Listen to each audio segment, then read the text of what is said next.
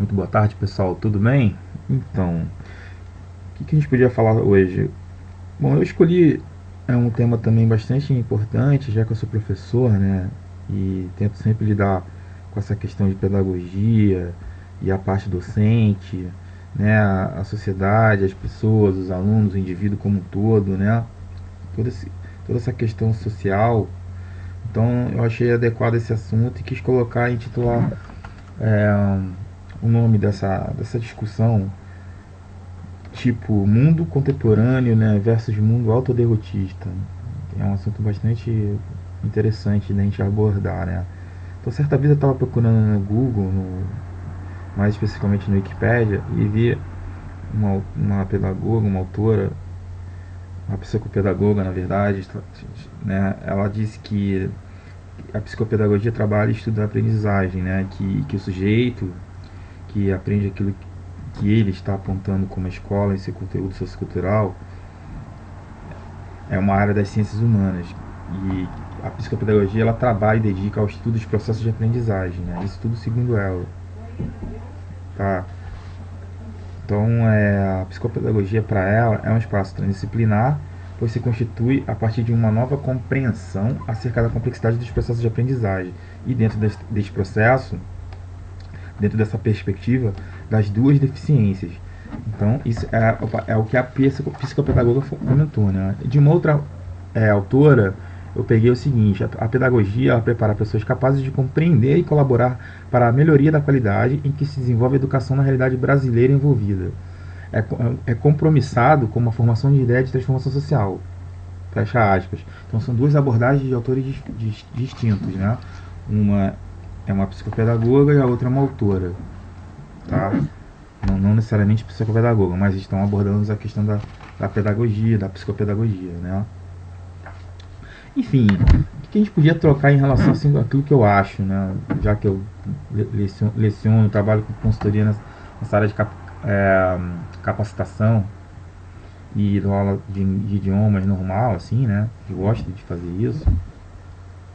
E de aula em escolas particulares e públicas, eu vi o absurdo e a dificuldade que o professor tem de lecionar, né? É gritante a dificuldade de aprendizagem, de assimilação, de equilíbrio, assim, de tranquilidade, cara, pra dar, porque é um inferno, né, na boa. E eu não conseguia, tanto que eu saí, eu não aguentei, eu acho que eu ia ter um infarto, ou, sei lá, ia acontecer alguma coisa comigo, porque não só a nível de falta de educação e de inversão de valores das pessoas, dos alunos, a falta de educação dos pais e o isolamento destes com os alunos, assim como a área da gestão da própria instituição escolar, a pedagogia totalmente afastada da parte dos professores, eu fiquei assim assustado, cara, entendeu? E isso também me levou a sair. Então, assim, em cima do que os autores estão falando sobre essa questão da pedagogia, a minha intenção, na verdade, é poder dar a minha humilde opinião e reflexão para objetivar a nossa intenção para conosco, né? Assim, com a vida, com o mundo no qual coabitamos, sem querer fazer assim um pré-julgamento à autora do assunto, sabe? Apenas eu quero expressar e usar o senso crítico acerca das ações as quais são interpretadas e ampliar a minha análise sobre o assunto, entendeu? Ou seja, a tentativa é sempre de envolver a realidade da otimização, cara, do ensino educacional, junto com a psicopedagogia e a pedagogia que a gente está abordando, entendeu? A gente precisa, na verdade, cara, refletir os termos, né, assim, aprende o que está na escola versus nova compreensão, quer dizer, esse tal processo transdisciplinar que as doutoras tanto falam, no meu entender, ele está longe do real ensino. Ele não traz a eficácia, porque não tem o apoio nem da área governamental nem da área privada. O plano, muito abordado por eles, né, no papel, ainda é um projeto, porque você não consegue colocar na prática. Há um distanciamento muito grande, né, nessa gestão estrutural, e principalmente no ensino fundamental, médio, né? É muito difícil, cara. Então o modelo antigo ele prevalece e ainda fica enraizado na mentalidade das instituições organizacionais, educacionais e governamentais, entendeu?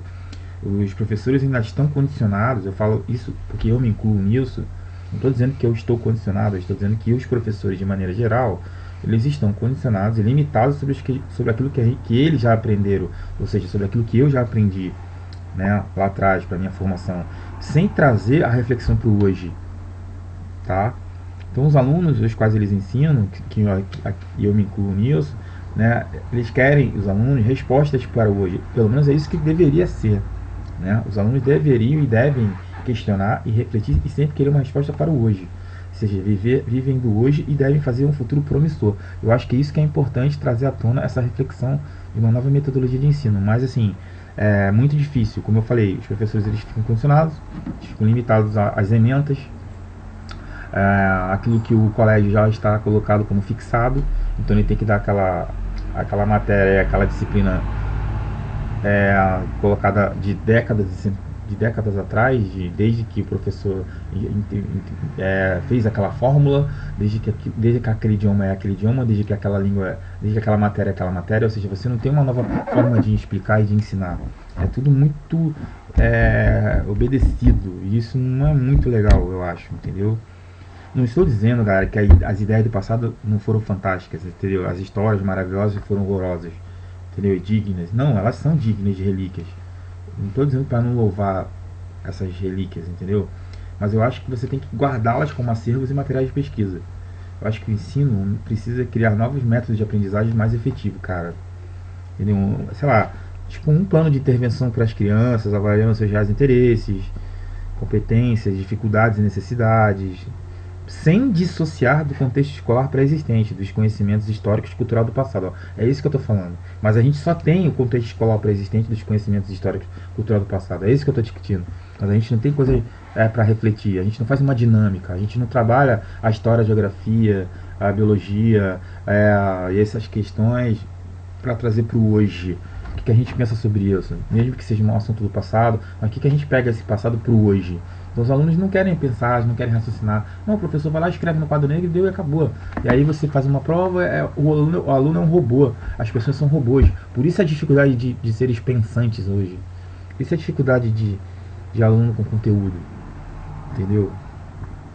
Então, assim, eu sempre trago em cima desse assunto, né, que é o mundo contemporâneo versus o mundo autoderrotista, que é uma analogia que eu estou fazendo, em cima sempre de um traço filosófico, né, cara? Que é o seguinte: por que será que então não existem mais pensadores e seres pensantes, né? Onde é que estão os alunos da era renascentista e iluminista? Será que na época os métodos de ensino, cara, e aprendizagem, eles estavam alicerçados dentro de conteúdos pré-estabelecidos? Uma boa pergunta. Será que esses alunos tinham no passado ou conheciam métodos transdisciplinares em pleno século XVIII, XVII, XIX? Eu questiono. Eu acho que, gente, contrapondo a tudo isso, eu acho que a criatividade, ela quebra paradigmas.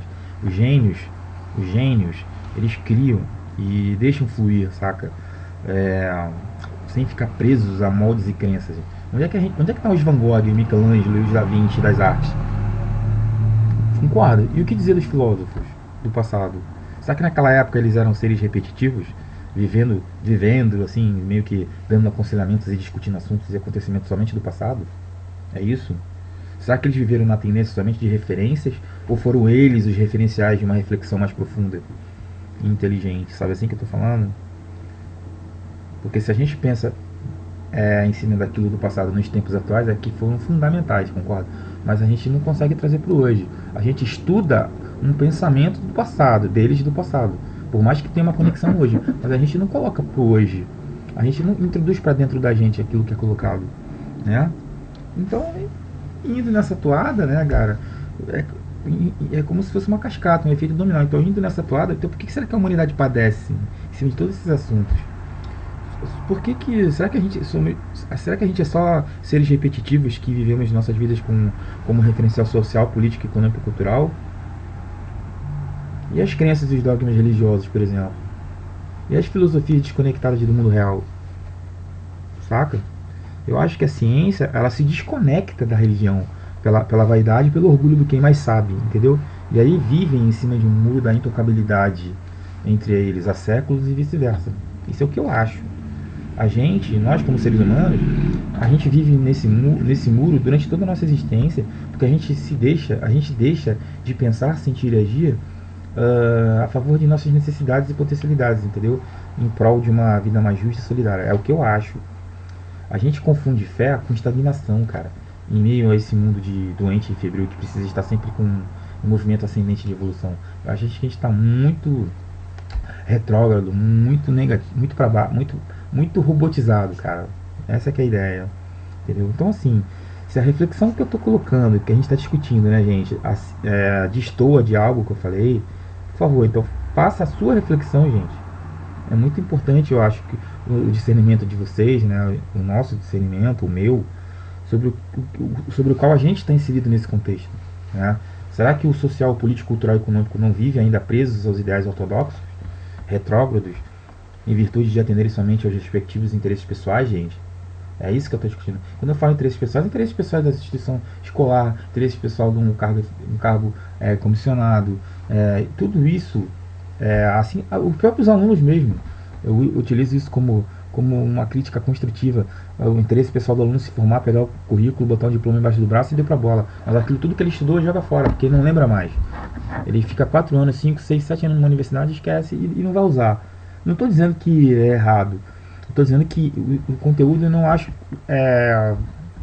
Como é que eu vou dizer? Eu acho que muitos dos conteúdos colocados não são obrigatórios, mas eu não estou dizendo que por ser obrigatório que seja construtivo para a formação dele em termos profissionais, entendeu? Eu não acho que. Não somente profissional, mas também como vivência mesmo, como maturação, como conhecimento para ele guardar, entendeu? Eu acho que aquilo é esquecido. Eu não acredito que os alunos, quando se formem, lembrem de tudo que ele estudou, todas as grades escolares que eles gostaram e vão colocar isso para a sua vida e para o seu trabalho. Isso aí é gravíssimo, eu acho pelo menos, porque a gente está gastando dinheiro, a gente é obrigado a fazer isso, a gente é obrigado a estudar para ser alguém na vida. Então não estou dizendo que não tenha que estudar, estou dizendo que você tem que estudar, mas já pensando naquilo que você vai fazer. E para mim, eu acho que já teria que ter uma especialização antes de uma faculdade normal de tudo que é disciplina que eu nem me familiarizo, eu não gosto, acho uma perda de tempo. E é como eu falei, você vai guardar como acervo, mas você não coloca na sua vida. Você nem discutir durante a sala o assunto, você discute, principalmente as questões humanas. A gente não discute. Hoje já fala até de a física biomolecular, física quântica, física não local, energia, partículas subatômicas. Você fala de física, você fala de química, fala de biologia de uma maneira totalmente diferente de antigamente, mas os alunos não estão interessados. Vocês não refletem, vocês vão decorar o que é DNA, o que é cromossomo, o que é mitocôndria, o que é. Assim, são coisas. Volto a dizer, são coisas históricas descobertas pelos cientistas lá atrás, pelos biólogos lá atrás. Não estou dizendo que não é importante, é importante, mas a gente não discute e traz para hoje algum benefício, o que a gente vai agregar com isso. Não, a gente vai pegar a informação que já foi uma coisa que já foi discutida, já foi aprovada, mas a gente vai querer falar de escrever, decorar, fazer uma prova, tirar 7, tirar 8, tirar 9, tirar 10 e deu pra bola. Você não faz mais nada e fica isso. Essa é a discussão que eu quero dizer. Esse é o assunto que eu estou discutindo, gente. Se o mundo contemporâneo é esse, em contraponto, esse mundo contemporâneo, será que ele já não é um mundo autoderrotista? É isso que eu estou discutindo. Será que a gente está caminhando em linha reta nesse sentido, a nível de ensino educacional? É isso que eu estou discutindo. Entendeu? Será que o ensino e as instituições escolares em quaisquer nível de formação, ele incentiva o aluno a usar o senso de criação, gente? A intuição, poder de argumentação, opinião e discussão sobre os assuntos envolvidos para os estudos? Entendeu o que eu estou querendo dizer? É isso. O professor, que é uma crítica até a mim mesmo, será que ele flexibiliza sua forma de ensinar, dando incentivo para que o aluno pense, ao invés de ser repetitivo e obediente ao próprio? Sabe? Será que a busca do profissional lá na frente não pesa pela ausência desse tal posicionamento? Ou seja, essa atitude dele em busca da otimização de suas potencialidades no andamento escolar até a fase adulta, pela busca profissional? Olha só, a pergunta é super interessante.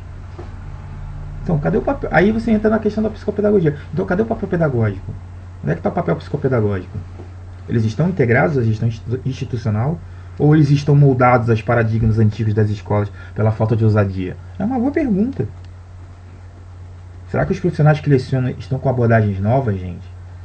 A remuneração, de um outro lado, contrapondo a tudo isso, e é um fator complementar e agregador. Será que a remuneração para incentivo e para mensurar a avaliação do desempenho do seu profissional dentro da organização, ele funciona a ponto de deixar os professores satisfeitos e aí, consequentemente a tudo isso, motivá-los por si só em virtude do respaldo da possibilidade desta, em virtude da remuneração? Será que isso a gente coloca, as instituições escolares colocam um modelo de gestão inovador? É uma pergunta. Então, qual o objetivo de um processo de aprendizagem? Matrícula, bolsa de estudo, mensalidade, demanda, marketing, competitividade da concorrência das instituições escolares? É isso? É isso que é o objetivo de um processo de aprendizagem? Eu não concordo, eu não acho que seja. Né? Que eu saiba, o desenvolvimento humano sempre será, para mim, a joia a ser lapidada pelo conhecimento agregado de um profissional competente. Mas ele tem que estar desprovido de vaidade curricular, sabe? Eu acho que ele tem que. O objetivo da instituição escolar é realmente formar homens e não recrutar soldados, entendeu? Para dentro da sala de aula. Mas é isso que eu só vejo: soldado, robô, entendeu? Pelo menos é a minha opinião própria daquilo que eu percebo nas instituições escolares, entendeu? E isso não é de agora, não, gente, já faz tempo, entendeu? Para mim, isso é um ensino verdadeiro, entendeu? Eu acho que o aluno não tem que servir ao colégio e à pátria, ele tem que servir a si próprio, entendeu? Qual o ensino que eu vou ter, como cidadão? O que eu vou buscar nesses 4 anos, 5 anos e 6 anos? Né? Servir ao colégio e ao meu país, ou servir a minha vida? Servir a um desejo de conhecimento e agregar sabedoria? Quer dizer, sei lá. Eu acho até, não estou dizendo que é errado, mas eu até acho que é obrigação de um país, gente, formar cidadãos preparados para a vida, entendeu? Mas assim, mas eu acho que para preparar é preciso, sei lá, acho que é preciso capacitar e não somente lecionar, entendeu? A gente não pode formar pessoas sem tirar do homem o poder da sua palavra. E a palavra é tudo para o aluno. Não é só a palavra do professor, é a palavra do aluno. Quer dizer, a gente não pode ensinar se não temos humildade para ouvi-los e vice-versa. Claro, que contrapondo a tudo isso, não estou dizendo que o aluno seja mal educado, desrespeitoso e que ele não preste atenção no assunto. Não, a gente está falando de alunos maduros, a gente está falando de alunos que queiram aprender. É claro que a maior parte não está nem aí, está cagando por esse papo todo que eu estou tendo. Que ele não está interessado em uma aprendizagem verdadeira, ele não está preocupado na questão de formação de cidadão, entendeu? De capacitá-los para serem seres pensantes, e sim para serem seres que fiquem sentados na cadeira à espera de um currículo para botar debaixo do braço. Então essa é a minha preocupação, entendeu? E indo numa outra toada, que a gente está falando de mundo contemporâneo, né? E será que esse mundo contemporâneo, que já está associado à tecnologia, que eu vou até gostar de fazer uma crítica, no sentido assim, eu acho assim, não adianta a gente querer avançar o mundo contemporâneo achando que a tecnologia só vai salvar o planeta, sabe? Eu acho que ainda para mim, ainda perdura a questão da humanização, cara. Eu acho que o que salva o planeta somos nós. Eu digo, todos nós juntos, interagindo, sabe? Os mesmos direitos e vantagens, e alicerçados pelo bom senso entre o certo e errado, justo e injusto, entendeu? Não adianta, gente, como é que eu vou dizer? Não adianta a gente digitalizar a nossa vida se a grande maioria vive na era mecânica, entendeu? Não tem acesso ao tal mundo moderno. É isso que eu estou falando. Essa interação só vai poder ser homogênea se os direitos e as vantagens forem para todas as pessoas de classes, entendeu? Independente de ser pobre ou rico. Se todos não tiverem os mesmos direitos e vantagens, não tem como você salvar o planeta. Não tem como você ser intelectual. Não tem como você ter conhecimento. Não tem como você buscar um emprego maravilhoso. Não tem como você equalizar. Não tem como ser igualitário. Entendeu o que eu estou querendo dizer? Então eu acho que é isso. E vou trazendo de mais a fundo e mais em essência essa questão filosófica, né? É isso. Por que a gente, né? Por que a humanidade está tão doente no pensar, sentir e agir, gente? Né? Nós nos conhecemos o suficiente? Será que a gente se conhece o suficiente para nos amarmos e amarmos os outros coletivamente? Você consegue fazer isso no colégio? Será que os alunos eles se conhecem o suficiente para se amar e amar os outros coletivamente dentro de um colégio? Será que se buscarmos a felicidade e a esperança nas religiões também entra nessa toada da religião, já que a religião diz que ela instrui, né, a pessoa, então já que ela instrui, será que elas buscam a felicidade e a esperança, essas fiéis, essas pessoas carentes emocionais, será que a religião busca e dá essa felicidade e essa esperança a eles? É uma pergunta. Por que elas não trouxeram então algo libertador? Essa é a questão também. Cadê a reforma moral da humanidade? Qual a relação que os seres humanos têm com a própria evolução espiritual alicerçada aos princípios religiosos, sociais, educacionais e políticos? Quer dizer, não sei, porque tem muita igreja que trabalha a parte social e tenta integrar. Não estou dizendo que é errado, é muito lindo, é muito legal, eu concordo. Mas é muito pouca igreja que faz essa questão do trabalho social para fazer projetos, né, assistenciais para integrar o aluno que não tem uma renda boa para estudar. Isso é louvável, cara, é digno, é nobre, é maravilhoso, mas é muito pouco em relação ao Brasil, entendeu? Ao país que não tem tantos projetos assim sociais. Deveria ter um em a cada metro quadrado de esquina, eu acho, entendeu? Então, assim, indo na mesma toada filosófica, eu acho que o mundo vive e transita a maledicência porque nós estamos e vivemos maledicentes. O mundo não é maledicente, ele é fruto das nossas ações. O planeta é fruto das nossas ações, entendeu? O ambiente, ele coabita naquilo que pensamos, sentimos e agimos. Isso pra mim tá fechado também. A verdade só existe, de fato, gente, efetiva, se as pessoas tiverem pensamentos positivos. Nós vivemos, só que a gente vive da dualidade do bem versus o mal, o resto da vida, né? Eu acho que a gente precisa apenas canalizar para o que desobstrui o ruim, o que estagna e anula o movimento de crescer, entendeu? Isso não é legal. Então, eu acho que a gente não veio para ser servido, cara, sabe? Mas a gente tem que sempre fazer essa pergunta: quem somos nós? O que viemos fazer? Para onde nós vamos? Nós viemos para estudar, para comprar um carro, para ter uma casa, para ter uma família, para ter filho. É essa, de fato, a realidade do seu nascer e do seu morrer. É esse o seu processo de felicidade? É uma pergunta bastante polêmica, é uma pergunta bastante interessante. É esse o objetivo real do aspecto da humanização? É você ter uma casa, ter um filho, casar, ser feliz. A felicidade está galgada nisso. É uma pergunta, entendeu? Então, assim, este é o motivo que eu acho de trazer toda essa reflexão inserida no mundo e com as pessoas. Nós estamos encarcerados, na minha visão, no servir sempre, entendeu? Os mártires a qual idolatramos estão à nossa espera de um dia dizermos a nós: pô, vocês conseguiram, não existe mártir.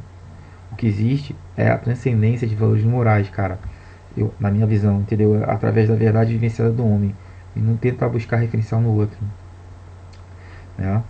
Então, vindo dessa mesma toada, mesmo porque as doenças psíquicas e físicas, elas também galgam todas as circunstâncias do ambiente do planeta, seja dentro de um colégio, seja dentro de um trabalho, seja nas diversões, seja em casa, problemas seja na família. Então, assim, as doenças físicas e psíquicas, em sua grande maioria, assim como a infelicidade e violência, elas são frutos, sim, do meio em que a gente vive, galera, né? E os meios que a gente vive, eles estão atrelados ao coletivo, né? Independente das etapas das nossas vidas. Mas já que o assunto é educação, então por que o índice de criminalidade do aluno, outra toada também importante, entre o aluno e o professor, aumentou? Isso também é preocupante demais. Por que o bullying é tão falado e exposto nos dias de hoje? Uma outra questão também, né? E dentro desse universo escolar, né? Formação do indivíduo e tudo que cerca o aluno dentro e fora da escola. Será que a pedagogia ampara e está preparada para segurar essa bomba de realidade comportamental? Essa é a questão, vinculada aos alunos com o meio em que eles vivem. É uma pergunta que eu não vejo saída, né, dessa questão de uma realidade que as pessoas vivem da realidade que o ser humano precisaria viver, né? Porque os princípios e valores estão totalmente deturpados em cima da realidade. Mas a realidade do aluno é aquela. E aí, você vai fazer o quê? Ele não tem a noção da outra realidade. E o professor não tem tempo de instruir e educar. É muito polêmico essa questão. Tanto que eu discuti, bati boca num colégio a respeito disso. O professor, ele tem o objetivo de instruir o conhecimento da área sobre a qual ele leciona. Ele não tem tempo para educar o aluno. Isso é muito complexo e eu divirjo de várias coisas. Até a minha família diverge de mim. Mas tudo bem, acho que o direito é válido, todo mundo tem o direito de questionar e divergir de mim. Eu só estou dizendo que se o que eu falo é mentira e eu estou errado, então por que os professores não instruem, não educam os alunos? Porque, porque não, é inviável, porque não tem como. Você tem 40 a 50 minutos para lecionar e você não tem tempo para instruir o aluno nos seus valores morais, entendeu? Sociais e independentemente do ensino transdisciplinado de currículo escolar, entendeu? Você não tem tempo. Então por isso que entra a questão do apoio docente e da APP, que é a Associação de Pais e Professores. É um buraco, é uma brecha muito grande entre os pais com os alunos e dos pais com os pedagogos. E os pedagogos, em sua grande maioria, jogam a culpa no professor. Eles acham que o professor é responsável pela toda essa questão pedagógica. E o professor não é responsável pela parte pedagógica. O professor tem que lecionar. Por isso que eu divirjo. Então o professor tem que ganhar dobrado, porque ele tem que ser professor para lecionar dentro da sala e depois ele tentar associar essa questão de reunião pedagógica com os pais, para tentar fazer o aluno não ter déficit de atenção, do aluno ser mal educado, do aluno sentar certinho, do aluno instruir, do aluno trocar uma ideia, do aluno ter maturidade. Isso é uma questão que vai de casa, é uma questão enraizada, é uma questão de princípios e valores da família dos alunos. E não, o professor não tem como você não tem como você mudar isso. Não tem como você fazer. Você pode dar um toque aqui e ali. Mas você não tem como você formar um indivíduo. Eu sou meio. Não que eu não quisesse, mas você não consegue. Você não consegue. E isso é muito polêmico. Entendeu? Mas é um assunto interessante. Por isso que eu considero isso um mundo autoderrotista em relação a isso. Porque as áreas existem, os profissionais podem ter essa capacidade, mas eu discordo que a maioria dos profissionais não tem capacidade, não são competentes para exercer essas atividades verdadeiras de uma gestão de política de educação continuada, de uma visão holística, né, dentro das instituições escolares, públicas e privadas, para você formar o cidadão, cara. Eu acho que isso é muito complexo. E é discutível sim, entendeu? Então, é muito complicado. E indo na toada do mundo autoderrotista pelo mundo contemporâneo, eu acho que a gente ainda vive sim um mundo de intolerância, de egoísmo, egocentrismo e da indiferença, sabe? Porque a gente está cada vez mais condicionado a continuar vivendo dessa maneira. Mas será que esse é o mundo real e contemporâneo? Bom, infelizmente, mas não é o que deveria ser. O mundo real e contemporâneo é esse, né? A modernidade do mundo atual, na minha visão, está somente nas descobertas tecnológicas. O avanço da ciência, a globalização, a interatividade das informações. Só que sim, por outro lado, a gente tem que pensar também o seguinte: será que essas questões são ferramentas para que a gente pudesse ser mais indulgente, mais aberto para conosco e ao próximo? Ou a gente vai viver escravo dessas informações, dessa tecnologia? Esse é um ponto também. A gente é muito tosco, cara. A gente é muito ignorante ainda, né? O mundo, a humanidade é muito ignorante ainda. A gente já está numa transição de século de tecnologia avançada e a gente é escravo dela. E não deveria, porque a gente vive de uma maneira de 880 e não 40. A gente é subserviente, escravo do sistema, seja em aplicativos, videogames e jogos. Olha o que está acontecendo com Pokémon GO. Puta que pariu, bicho. Então eu tô querendo dizer isso. O aluno na própria sala fica dentro com o celular ligado. Ele não consegue estudar, ele não consegue focar naquilo que ele está vendo ali na hora. Você está estudando isso, então foca naquilo que você está vendo. Vamos trocar uma ideia, vamos abrir a mente, vamos trocar uma ideia. Não, aí ele vai abrir o celular para ver aplicativo, para ver Facebook, para ver videogame, o que ele vai fazer depois, Então, aí você vai me perguntar, isso é traço científico? Sim. Mas aí o que ele está fazendo? Ele está pegando uma ferramenta, um aplicativo e está usando a ciência, a tecnologia, contra ele. E ele acha que está a favor dele. Não, não está a favor dele. O que está a favor dele, a tecnologia, é fator complementar e agregador, para que ele possa usar isso para estudar, para pesquisar. Mas ele pega aquilo e pega no âmbito escolar, vai e usa aquilo dentro de uma sala de aula, ele se isola, ele se aliena, ele se aborrece, entendeu? E não, pelo contrário, deveria usar a tecnologia para crescer, para ajudar ele, como ferramenta somente, e não como eu falei, não como escravo do sistema tecnológico. Então isso é uma boa pergunta, entendeu? Eu acho que a ciência, galera, ela não pode caminhar sozinha, entendeu? Porque ela não vive do apenas saber pensar, entendeu? É preciso saber sentir. A religião, como exemplo, continua indo na mesma crendice, cara.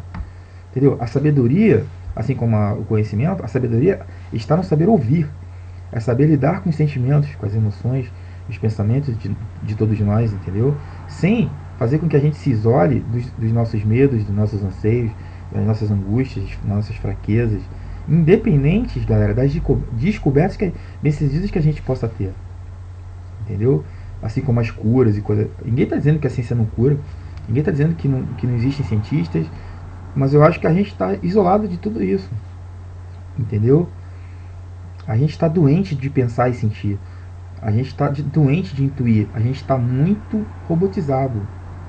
Entendeu? Se você está doente de pensar e sentir, você não está vivendo. Você tem alguém para fazer por você. É diferente. E você vai lá e usa. Mas você não pensa, você não sente, você não intui, você não reflete. Para pensar sobre isso que eu estou falando. É importantíssimo isso. Entendeu? Eu acho que a ciência não pode se sentir a elite do saber. Entendeu? Quando se descobre a cura de uma enfermidade. Mesmo porque mérito da inteligência adquirida pelo conhecimento humano é plausível dela, mas é apenas um passo do saber dela. Entendeu? Por isso que eu estou falando. Então a ciência tem que estar agregada com a questão da formação do indivíduo, com a questão da humanização. Senão, se você não está alicerçado ao processo de humanização, então você não é, a população não é sábia. Porque a ciência não pode ser sábia. A ciência é lógica. Ela tem conhecimento, mas ela não tem sabedoria. A sabedoria precisa do fator humano, tá vendo? E o fator humano tá escravizado, cara. Tá escravizado. E aí? É como eu tô falando. O paradoxo que eu tô dizendo é interessante, porque a gente nunca mesmo a humanidade deu um salto tão grande a nível tecnológico, onde as informações chegam a todos de maneira tão rápida, mas nunca a humanidade, cara, esteve tão enferma de sentir suas verdadeiras emoções, cara. Entendeu? Assim como não saber lidar consigo e com o outro. É isso que eu estou querendo dizer. Nós somos máquinas que apertam um botão para a vida do nosso cotidiano, ao invés de sabermos mexer nesse botão com carinho, olhar para ele com carinho, trocar ideias com ele com carinho. Não, a gente aperta o botão e deu. Pronto. A gente aperta o botão para acordar, para se vestir, para ir para o colégio, para voltar para fazer outra atividade. É isso. A gente não exercita nossas virtudes. A gente fica cada vez mais doente do sentido do intuir. Que a gente não pensa dentro de nós. Né? A gente usa. Como é que eu vou dizer isso? Porque a gente está carente disso? Porque a gente só usa somente nossos potenciais para um materialismo imediatista das paixões, cara, e do favorecimento pessoal. É aí que eu queria chegar. Não estou dizendo que não possa ser benéfico, cara. Não estou dizendo que não é importante, mas isso é fator agregador. O favorecimento pessoal e o imediatismo das paixões é a casa, é o dinheiro, são essas questões, entendeu? Eu não acho que a felicidade é isso. Eu acho que a felicidade está dentro de você. A felicidade é uma coisa constante, é um estado de espírito, ela é permanente.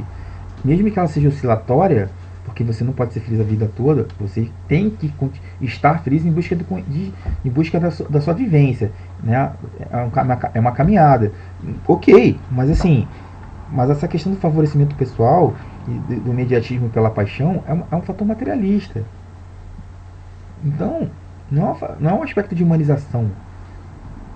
Eu não acho que a felicidade é isso. Por isso que tem muita gente infeliz, triste e depressiva, que vive de bulas de remédios. É isso que eu estou discutindo. E é cheio da grana. Então a questão não é não ter dinheiro, a questão não é ter viagem, a questão não é ter amigo pra cacete. Pode ter amigo falso pra caramba também, e você vai dizer o quê? Tá cheio de gente que eu conheço que tem grana e tem essa vida medíocre, o cara é vazio. As pessoas, tem muita gente vazia também. Entendeu? O vazio não é só a questão de ter dinheiro não, cara. Não, o cara é vazio de qualidade de vida. Ele acha que a qualidade de vida é o materialismo. Mas infelizmente não é. Só que para essas pessoas é. Então por que você está deprimido? Então por que você está inquieto? Por que você quer cada vez mais uma coisa que você já tem? Que para ele está consumindo cada vez mais outras coisas. Da mesma forma o aluno. Entendeu? O aluno não raciocina, o aluno não quer mais parar para pensar, o aluno não quer conversar, o aluno é inquieto, ele é muito assim, hiperativo. E isso é doentio, cara. É uma hiperatividade destrutiva, porque o aluno perde foco, o aluno não presta atenção, o aluno não gosta de uma roda para você tentar dinamizar um assunto. Eu tentei fazer isso e não conseguia. Não conseguia.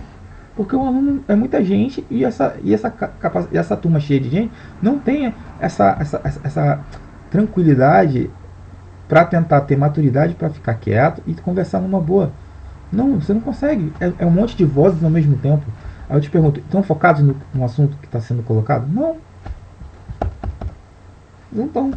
E aí, isso é muito difícil de você tentar reverter para conversar em cima do assunto que está sendo toado ali na hora do assunto dentro da sala. Você não consegue. E aí, se você quer discutir isso na área pedagógica, você vai tomar ferro. Porque eles também estão cagando para isso. O que importa é a questão da sobrevivência de cargo. E isso, se isso existe, galera, e é verdade, acabou com o ensino. Acabou com a questão do progresso.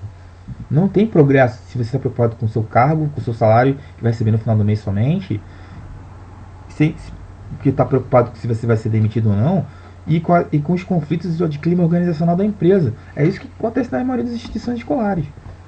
Só que ninguém tem coragem de falar como eu estou falando. Mas é o que mais existe.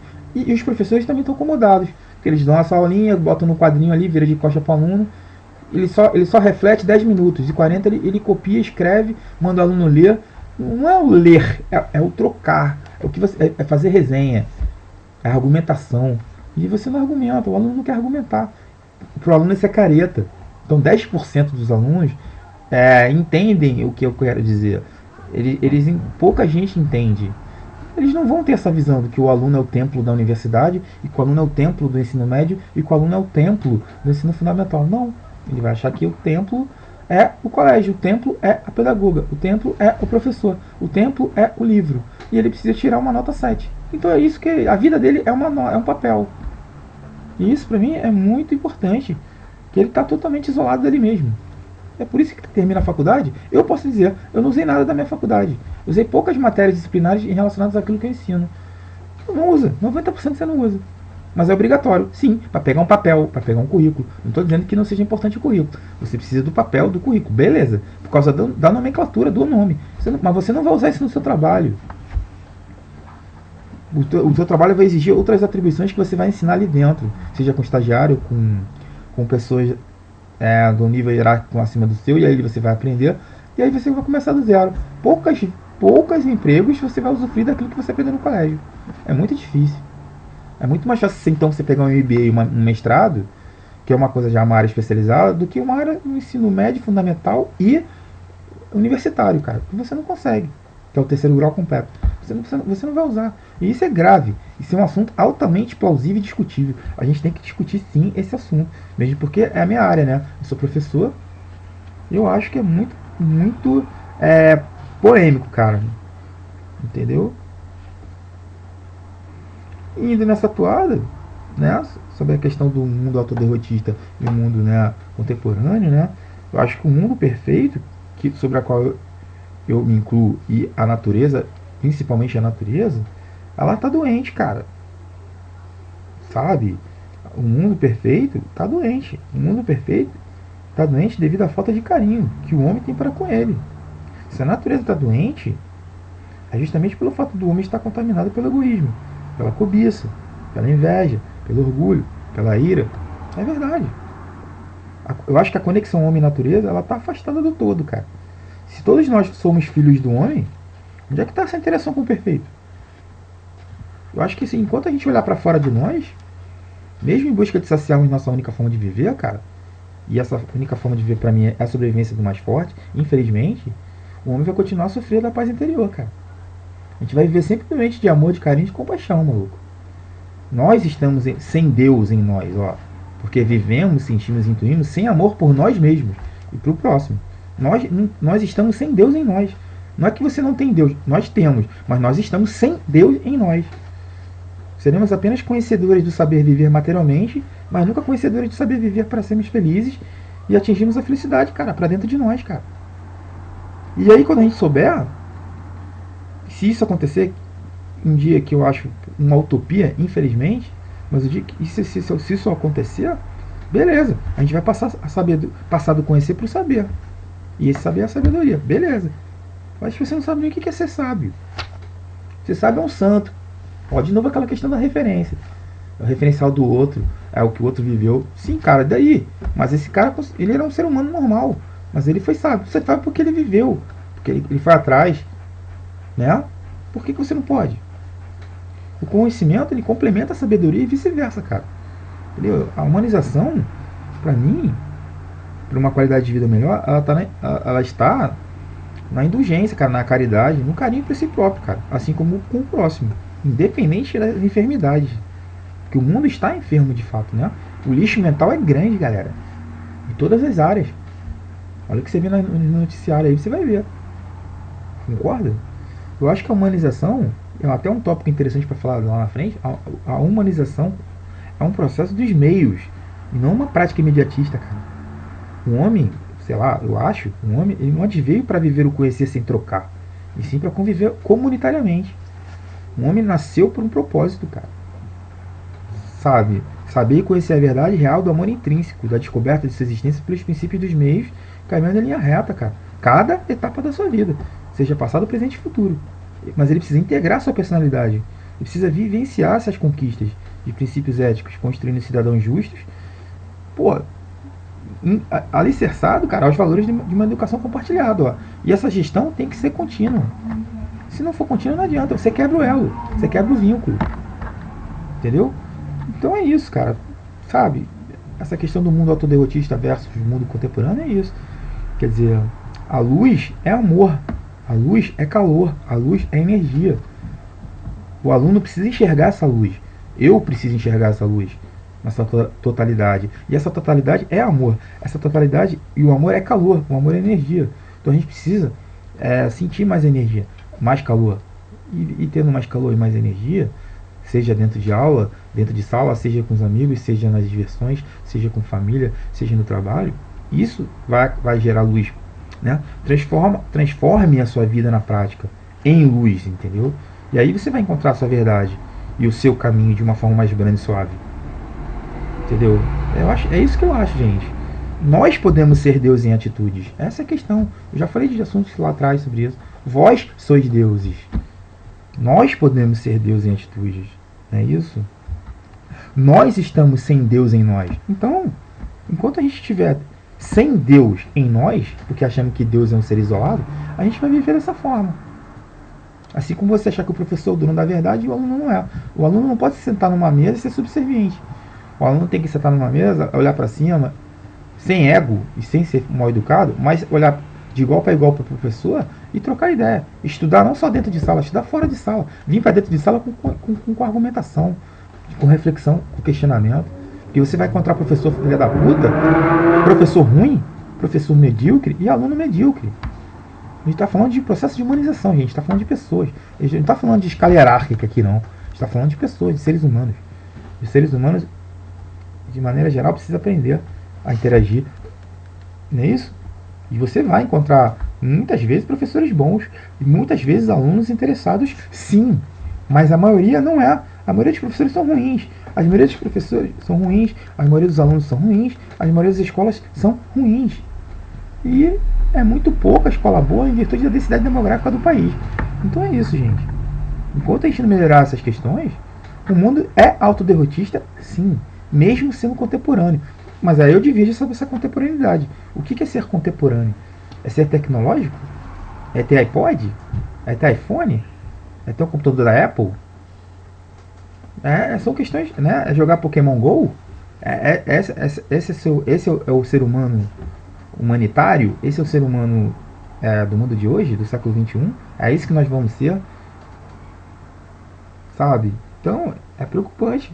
Eu acho que a gente está muito robotizado. E isso é preocupante. A gente precisa desligar esse turn on, esse turn off aí, sacou? E começar do zero algumas coisas, né? Parar de ter chip, maluco. A gente precisa ter pensamento. A gente precisa começar do zero e desmistificar várias crendices e várias verdades institucionais, mudar uma metodologia de ensino e tudo mais. Mudar, os pais precisam também ter uma inversão de valores, precisa aprender, precisa de psicólogos, precisa de terapeutas, precisa de várias coisas dentro do colégio para ajudar esses alunos, porque a gente está perdendo esses alunos. Então fica aí a minha dica, galera. Eu queria falar sobre isso, que me preocupa bastante, né?